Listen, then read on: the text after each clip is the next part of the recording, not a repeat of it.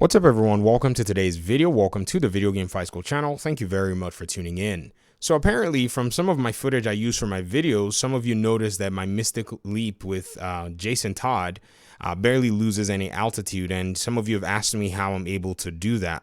Well, apparently I didn't think I was doing anything too differently, but it is a very interesting ability, so I guess I'm going to go ahead and show you guys exactly what it is that I'm doing and how I can keep him in the air for basically almost the entire time I'm leaping to wherever I want on the island.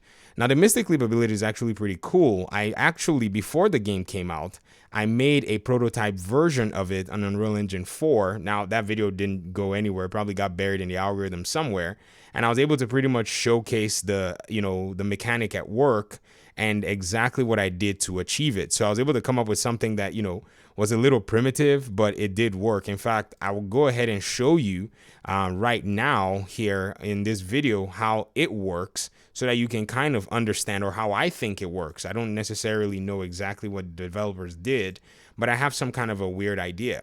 So here's my Mystic Leap project. If you want to watch the full video, I'll leave a link in the description.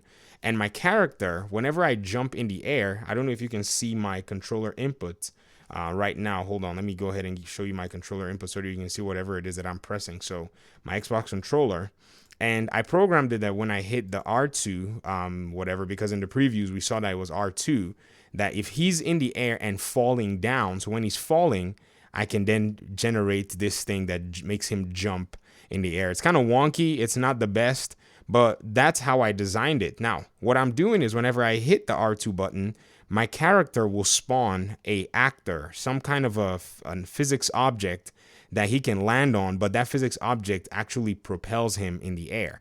So if you notice, my character doesn't work as well as theirs because I'm not getting forward momentum, but I am building altitude because I haven't really mitigated for how much I want to launch my character in the air. So on understanding that particular paradigm, when the game came out, I was so excited to go ahead and check out Jason.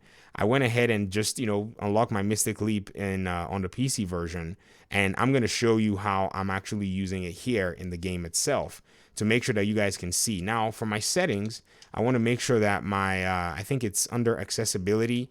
You can go ahead and change your heroic traversal activation to hold, or if you want to make it easy, you can make it tap. It doesn't matter. I tested it with both of them. Let's just leave it on tap with Jason. And when you jump in the air, you do this and then,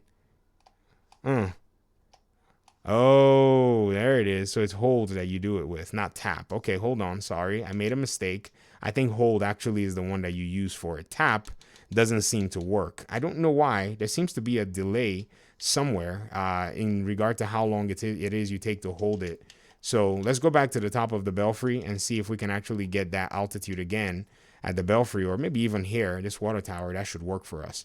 So I think what I'm doing is I'm using the input sensing in terms of how long you're supposed to hold down the R2 input, and I'm using that and overlapping the input so he continues to generate that. And this is my game dev side talking. So when it's on hold, yeah, I just do the hold, I let go, I hold again. So I'm generating a new one every time, and I'm not wasting too much time and losing altitude. So I just keep gaining altitude as I'm going.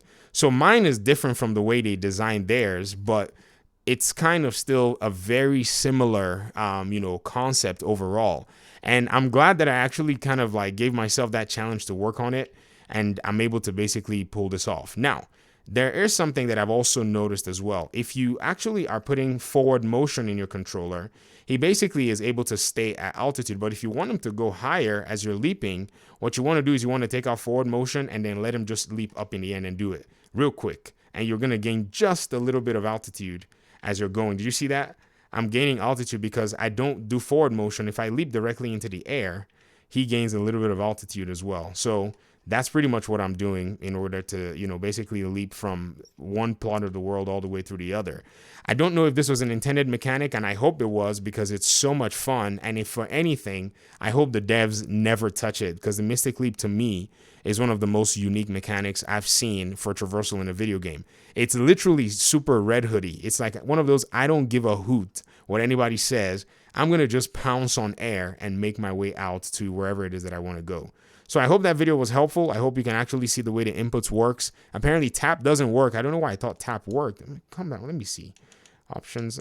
I know I tested it with tap. I'm just, what's going on here? Hold on. Accessibility. My head is not going to let me rest. Heroic traversal activation. Is it, did I do, I don't know. I think I'm mixing it up. I think I did tap with Tim, and yeah, it's hold. Tap is what I use for Tim. Sorry, I think that's where I mixed that up. So make sure that you change your accessibility options here to hold, and then you're able to, pretty much just do it ad infinitum, or whatever the word is. So thanks for watching the video. I appreciate you guys' time and audience, and hopefully we'll talk pretty soon in another one. Peace out.